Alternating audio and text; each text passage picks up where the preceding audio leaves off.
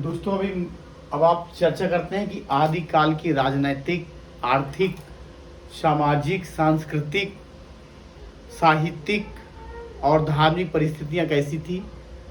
तो उस पर एक नज़र डालेंगे। जैसे माना जाता है कि साहित्य समाज का दर्पण है, जैसा समाज होगा वैसा साहित्य होगा। समाज की जो प्रवृत्तियां होंगी वही प्रवृत्तियां साहित्य में लिखी जाएंगी और युगानुकूल साहित्य का साहित्यकार रचना करता है। तो आइए कुछ राजनीतिक परिस्थितियों के बारे में जानते हैं कि इस समय की राजनीतिक परिस्थितियां क्या थी। तो आदिकालीन परिस्थितियां,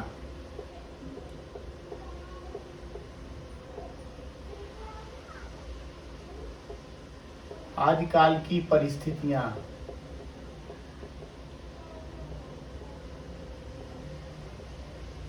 जिस पर सर्वप्रथम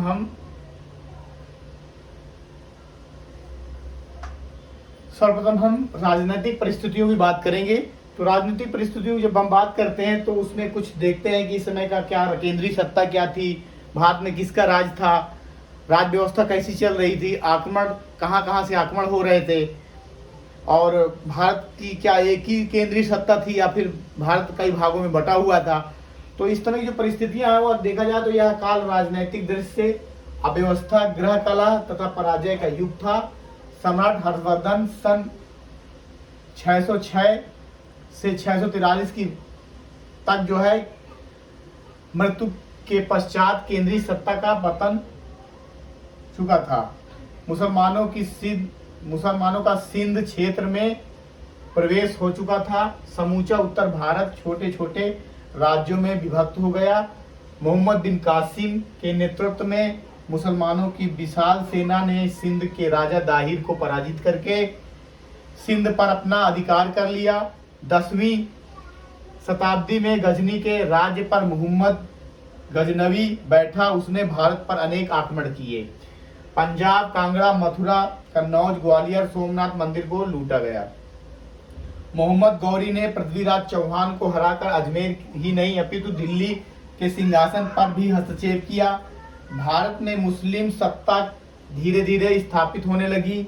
पूर्व में पाल, पश्चिम में प्रतिहार और दक्षिण में राष्ट्रकूट का वर्चस्व था और इनके बीच त्रिकोणीय संघर्ष चल रहा था।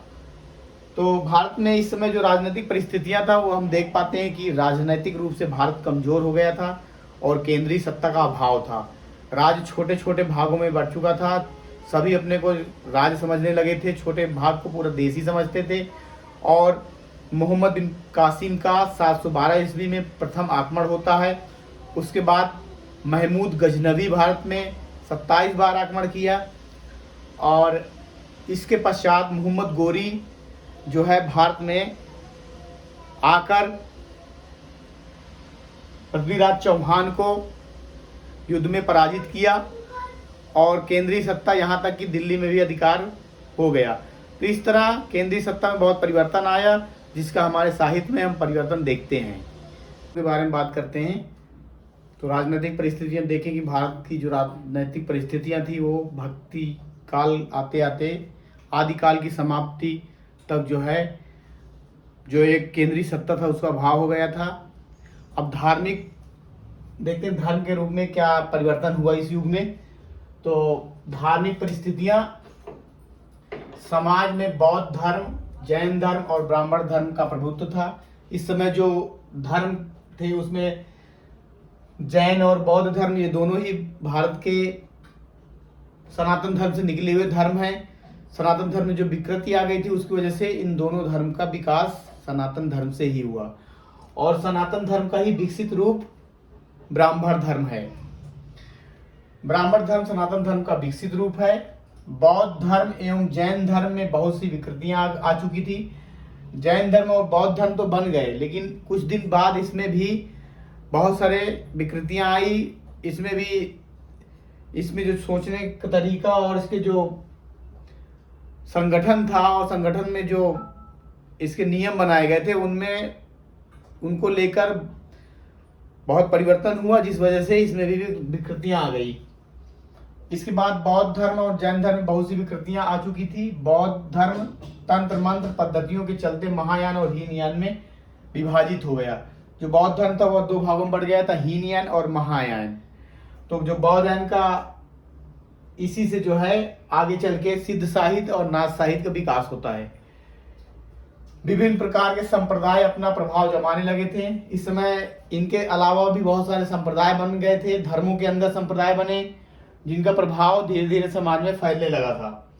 ब्राह्मण धर्म अपने अलग अलग रूपों में विकसित होने लगा था, जैसे वैष्णव, शैव और शाक्त।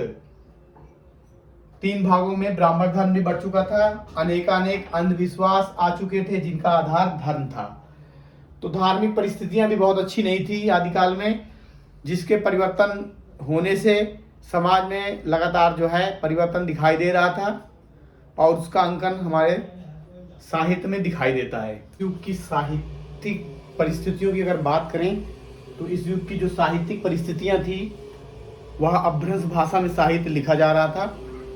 अपभ्रंश भाषा के साथ साथ संस्कृत में भी टीकाएं लिखी जा रही थी।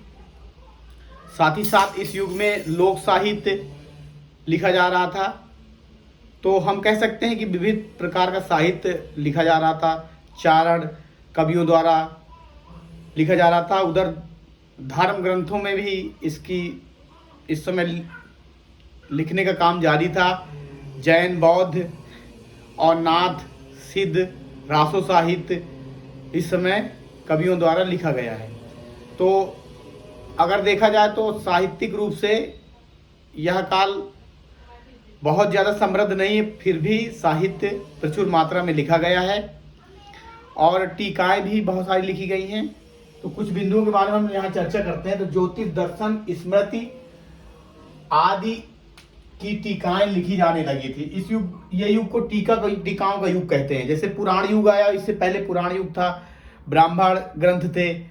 उससे पहले वैदिक काल में जो है ऋग्वेद, यजुर्वेद, अथर्ववेद और सामवेद की रचना हुई और उसके बाद फिर पुराण का युग आता है, पुराण युग आता है। इसके बाद गुप्त काल के बाद जो भारत में दौर आया तो उसमें टीकाओं का दौर आया। संस्कृत में बहुत सारा साहित्य लिखा जा चुका था, उसको केवल उसमें परिमार्जन करना था, उसका परिष्कार करना था। तो भरत मुनि की जो रचना नाट्य शास्त्र है जिसमें 36 अध्याय हैं, उसमें जो है नाटक के बारे में चर्चा हो चुकी थी। इसके बाद संप्रदाय बने, रस संप्रदाय जो नाटक के अंतर्गत ही आता है। इसके बाद आपका अलंकार हुआ, रीति संप्रदाय आया। इसके बाद आपका अलंकार संप्रदाय का ही व्याख्या हुई रीति, और रीति के बाद ध्वनि संप्रदाय और औचित्य संप्रदाय लास्ट में बनता है। तो इस हिसाब से देखते हैं कि संप्रदायों के रूप में इस युग को जाना जाता है। सिद्ध, नाथ एवं जैन मुनियों, चारण, भाटों का साहित्य प्रचुर मात्रा में देखने को मिला।